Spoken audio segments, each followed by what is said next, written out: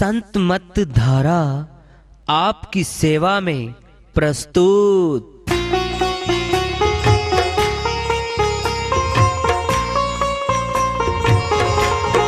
जो चाहता है प्रभु प्यारा वो आओ संत मत धारा, भक्ति भेद बता कर सारा वो कर दे भव के पारा।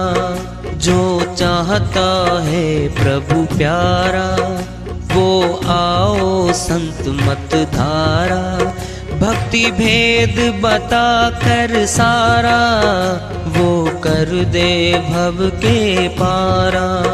जो चाहता है प्रभु प्यारा।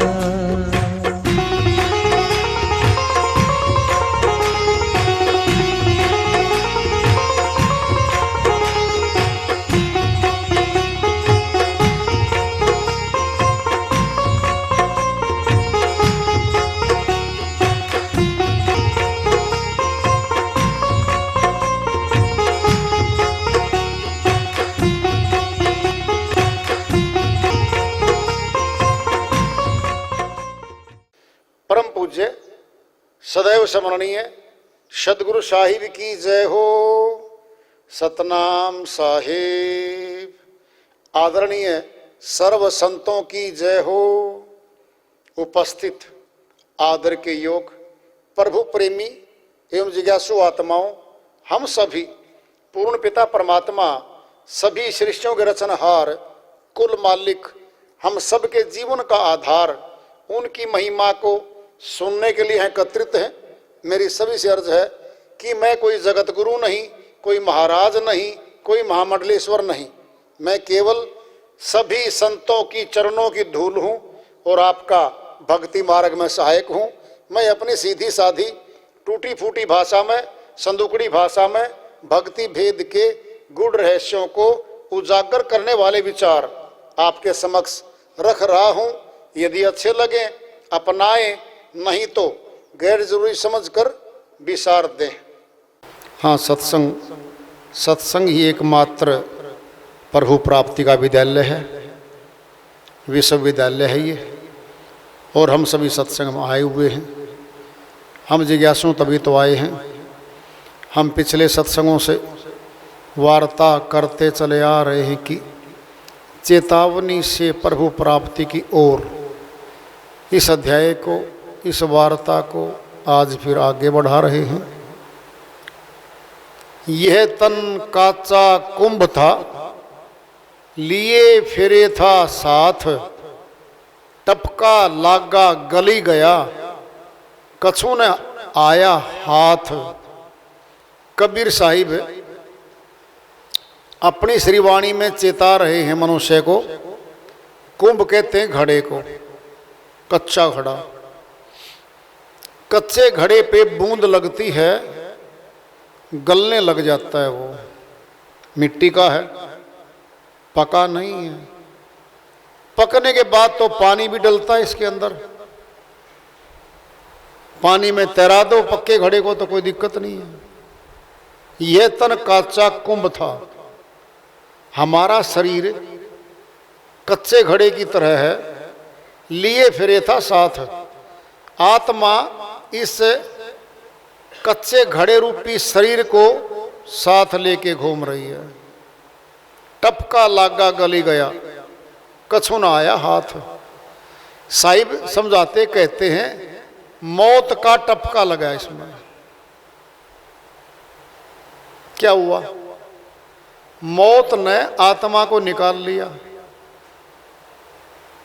यह शरीर गलना सड़ना शुरू हो जाता है, समाप्त होने लगता है। जैसे कच्चे घड़े को बूंद लगती लगती लगती लगती घुल जाता है, वो समाप्त हो जाता है। ऐसे ही हमारा शरीर आत्मा के निकलने के बाद यह विनाश को प्राप्त हो जाता है। कितना सुंदर शरीर है, देखो तो कभी अपनी तरफ देख के। देखते हैं, मैं बहुत बार देखता हूँ। सच्ची पूछोगे, मैं तो बहुत बार सृष्टि की तरफ आंखें गड़ा के रात को सितारों को, चंद्रमा को, कितने अनंत ग्रह मालिक ने बना रखे, कैसी सृष्टि, अथाह सूर्य का प्रकाश देखो, क्या क्या नहीं बना रखा है। इनमें से मनुष्य ने कुछ नहीं बनाया। इसने तो विकास किया है, प्रयोग किया है। समुद्र आदि मालिक ने बनाए,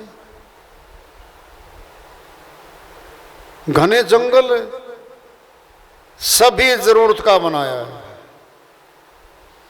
गैर जरूरी यहां कुछ भी नहीं बनाया। पृथ्वी पर, जल में, नभ में सभी सार्थक हैं, सभी का प्रयोग है, सभी का उपयोग है। जो चीजें मनुष्य के प्रयोग में आती हैं उनको मनुष्य निकाल लेता है। पत्थर आया जमीन में से, चिकना पत्थर आया,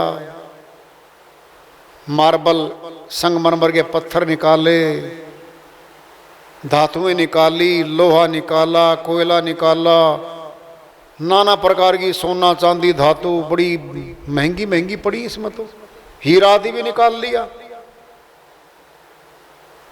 अंदर था, खोज करके मनुष्य निकाल लिया, अपने प्रयोग में ले रहा है। सचमुच में देखा जाए तो मनुष्य ने विकास किया है, निर्माण कुछ नहीं किया। सामग्री यही थी सारी की सारी। लेकिन ये कब तक प्रयोग करेगा? जब तक आत्मा बैठी है, शरीर चल रहा है। फिर आधारभूत वस्तु तो आत्मा है, आधार जीवन का तो आत्मा है।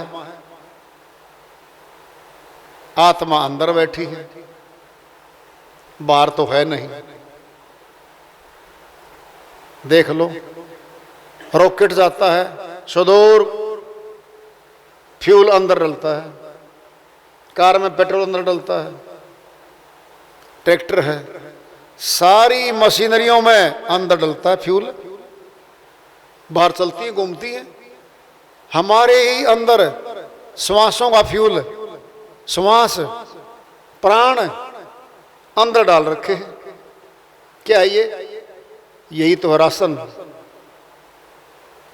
जो शरीर को चला रहा है। फ्यूल है ये, पेट्रोल है ये, तेल है ये, जो हमारे अंदर डला हुआ है। एक एक श्वास टपक रहा है। कहां से? सुनना है, सुन लो। पहाड़ों से नदियां चलती हैं। श्री गंगा गोमुख से, गंगोत्री से निकलती है। मिलते नाले, मिलते पानी, मिलते दरिया बन जाती है। संसार की तमाम नदियां पहाड़ों से निकलती हैं। मैदानी इलाकों से चलती हुई समुद्र की ओर जाती है।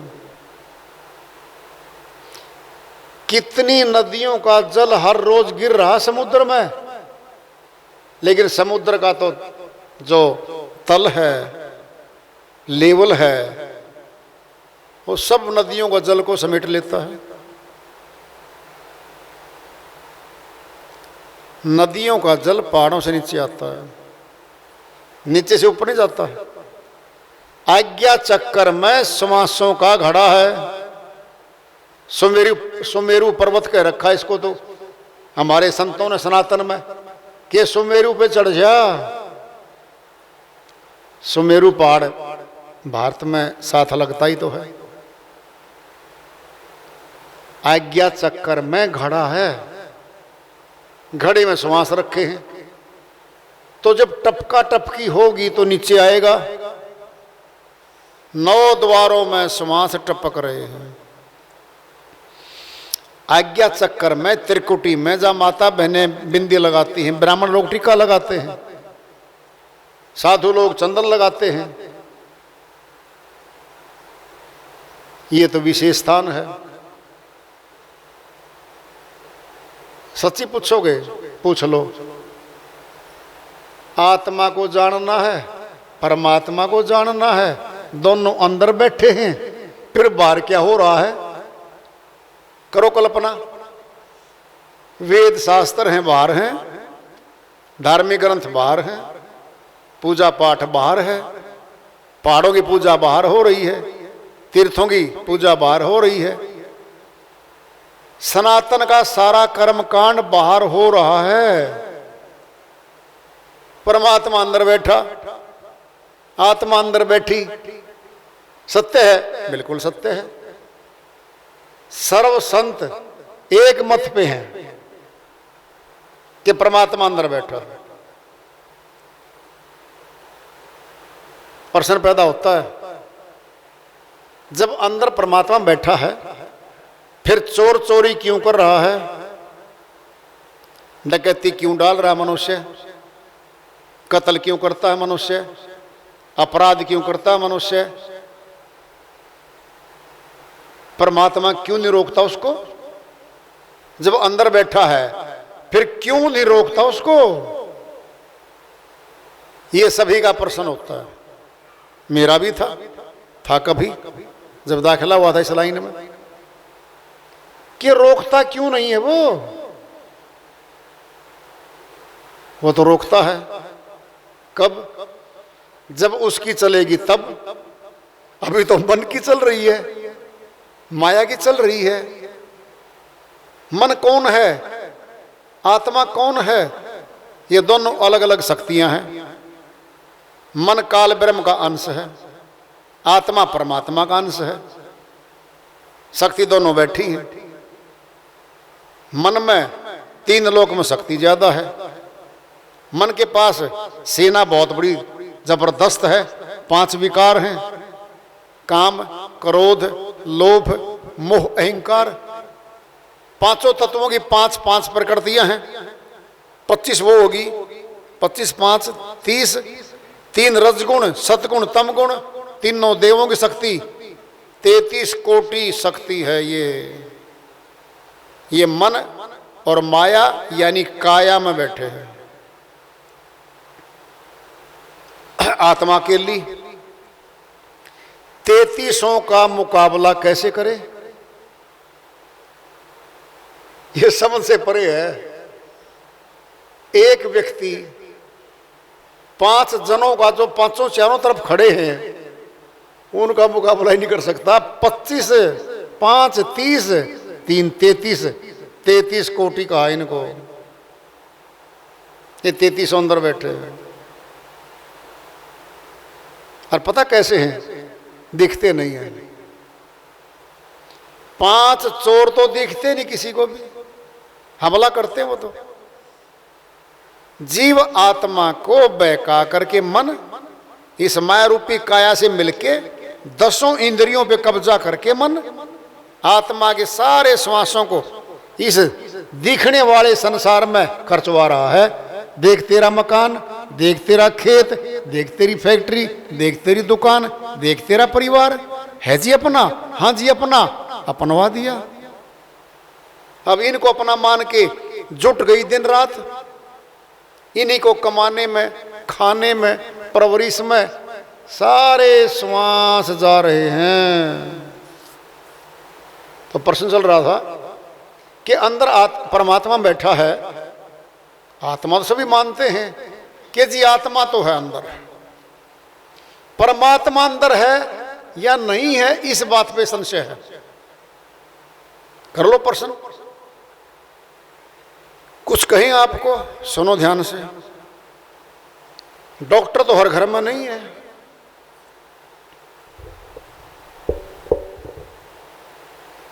स्पेशलिस्ट डॉक्टर तो कोई आंख का है, कोई कान का है, कोई ब्रेन का, दिमाग का है, कोई हड्डियों का है, कोई चमड़ी का है, कोई हार्ट का, दिल का है, स्पेशल है। ये डॉक्टर हमारे घर में नहीं है, ये बाहर हैं। जब हमें जरूरत पड़ती है तब हम इनके पास जाते हैं। वहां लोग बैठे मिलते हैं। डिग्री लिखी हुई है कि मैं हार्ट स्पेशलिस्ट हूँ, दिमाग का स्पेशलिस्ट हूँ, आँखों का स्पेशलिस्ट हूँ। हम भी लाइन में बैठ जाते हैं। आँख का मान लो, आई स्पेशलिस्ट, आँख दोनों सामने लगी हुई है, नंबर आता है। क्या हम उससे पूछेंगे डॉक्टर जी सर्टिफिकेट दिखाओ आपका कि आई स्पेशलिस्ट हो, सर्टिफाइड हो आप? क्या सरकार के द्वारा प्रमाण पत्र जारी हुआ है आपको? हम पूछते ही नहीं है। क्यों? विश्वास करेंगे हम। बोर्ड लगा हुआ बाहर, लोग बैठे हैं, हम विश्वास करेंगे। हमारी आंख में कोई कचरा पड़ गया था, दुख रही है, खुल नहीं रही, लगातार पानी आ रहा है, उसने डाल के दवाई साफ करके दवाई डाल के थोड़ी रेस्ट के लिए बोल दिया, रेस्ट करोगी थोड़ी देर। फिर आँख खोली, आराम आ गया। हम क्या कहेंगे? डॉक्टर तो सही है, आराम तो हो गया। फिर घर में तो 6 तो पुरुष और 6 स्त्री बैठी, हमारे तो 12 बैठे हैं। फिर क्यों गए? वो भी आदमी है, पुरुष है, घर में ही बैठे हैं। इसका अर्थ क्या है? जानकार है वो। जब परमात्मा अंदर बैठा है, उसे मिलना है, ये भी स्पेशलिस्ट मिलेंगे, जानकार मिलेंगे हमें, जो बाकायदा जनाएंगे कि जी मिलो परमात्मा से। हमने विश्वास करना पड़ेगा एक बार तो। कब? लाइन में लगना पड़ेगा। डॉक्टर की तो 50 पर्चियां थी, 50वां नंबर तो अपना था। सुबह 9 बजे डॉक्टर बैठ लिया, 1 बजे नंबर आया, 4 घंटे में नंबर आया। क्या उठ के भाग जाएंगे हम? 4-4 घंटे वेट करेंगे?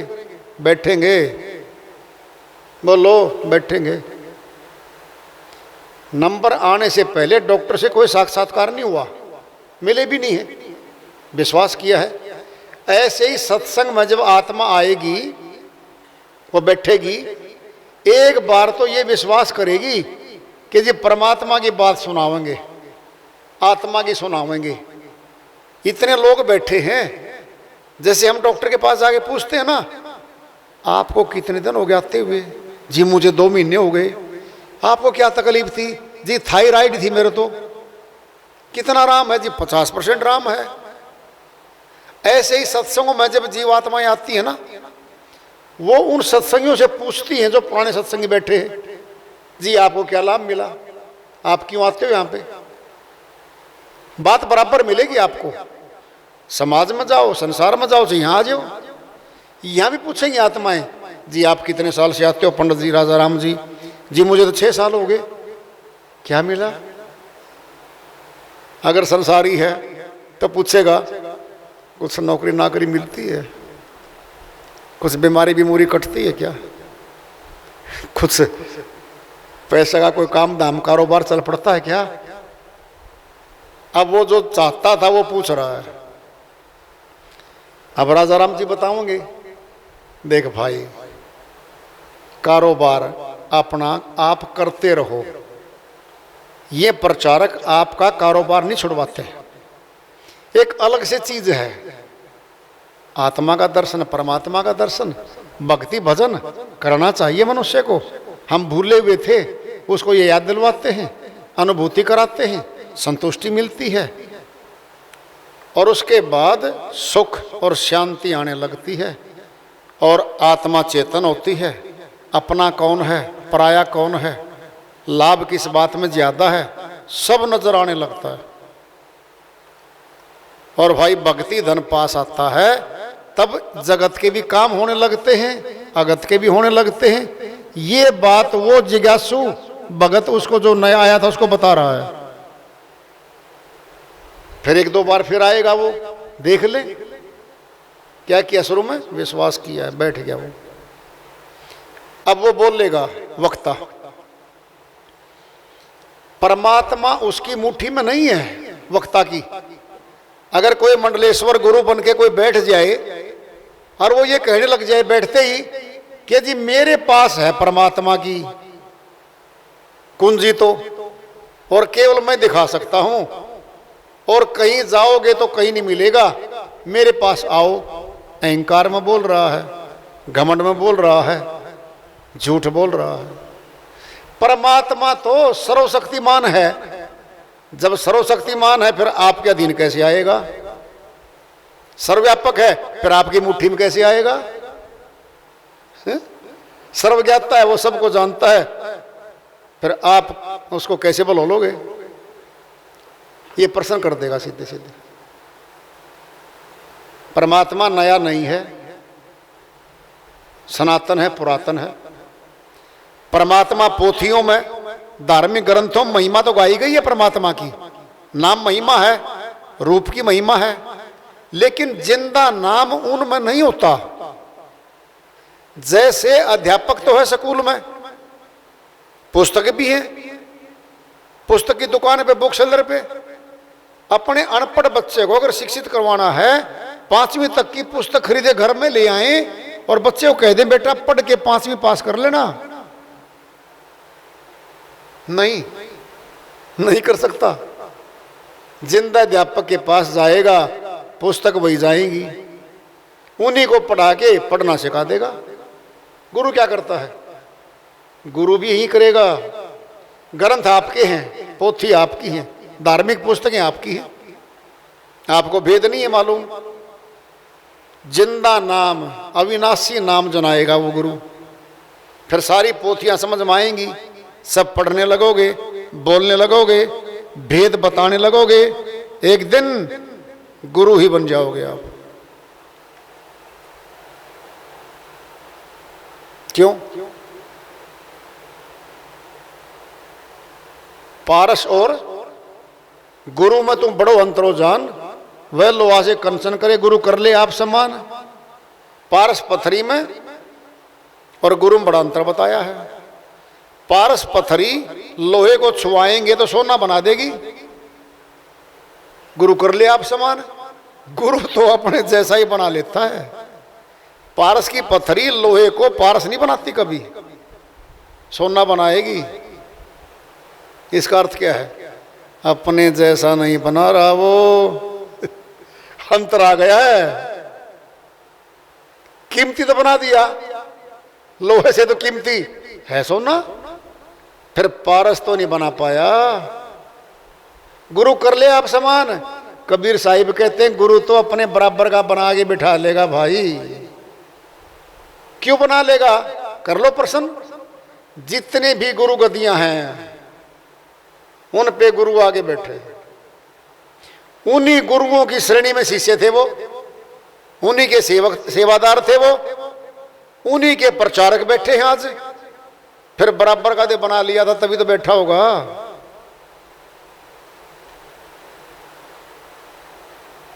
सुनोगे? सुन लो ध्यान से। अध्यापक है, उसका पुत्र अनपढ़ है। अगर वो कहे ना अध्यापक अपने पुत्र को, बेटा तू मान ले, फटाफट अध्यापक बन जाएगा, बिना पढ़े लिखे नहीं बन सकता, बिना कक्षाएं पास करे नहीं बन सकता। क्या कहेगा अध्यापक? बार बार बोलेगा बेटा पढ़ ले, बेटा पढ़ाई कर ले, 10वीं कर, BA कर, MA कर, B.Ed कर। बेटा फिर कंपटीशन होगा, नेट सेट की परीक्षाएं होंगी, उनको तू पास करेगा। पिताजी इतना कठिन है? हाँ बेटा, मैं तुझे लग रहा हूं कि तेरे घर में मास्टर बैठा है, तेरा बाप बना। बेटा तुझे मेरे जैसा बनने के लिए कितनी कठिन परीक्षाओं में से निकलना पड़ेगा, बहुत कठिन है भाई। जब अपने पुत्र पैदा होने के बाद भी अध्यापक अपनी मर्जी से बिना पढ़ाई लिखे, बिना परीक्षाएं पास किए, अध्यापक नहीं लगा सकता अपने बच्चे को। ऐसे ही गुरु चाहे ना किसी को भी मैं बना दूं बराबर का, नहीं बना सकता जब तक वो बनना नहीं चाहेगा। शिष्य भी चाहेगा बनना, गुरु भी पढ़ाएगा, दोनों अभ्यास होंगे, करेंगे दोनों। जैसे अध्यापक बच्चे पे अभ्यास करता है, बार बार अभ्यास करवाता बच्चे को, अध्यापक को अभ्यास ना हो तो कुछ भी नहीं पढ़ा सकता वो। बराबर अभ्यास है दोनों का। वो संसार की विद्या है, अभ्यासी है अध्यापक भी। विद्यार्थी को अभ्यास करा के परीक्षा में पास करवा के प्रमोशन करवाता करवाता ले जाएगा। ऐसे ही गुरु भी अपने शिष्यों को दाखिला देगा, पहली क्लास में, फिर दूसरी में, फिर तीसरी में, फिर बीए में, पीएचडी करवा देगा। लगातार करेगा तो दोनों बराबर के रहेंगे तो पास होगा। तो अभिप्राय क्या था मेरा कहने का, पोथियों में नाम तो है परमात्मा का, लेकिन जिंदा नाम नहीं है।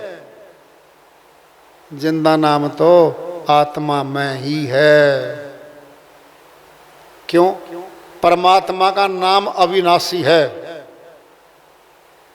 वह नाशवान नहीं है। पोथियां, पुस्तकें, बाढ़ आती है, घर बह जाते हैं, पोथियां भी गई, समुद्र में गया सब कुछ। बोलो, गांव के गांव तबाह हो जाते हैं भाई।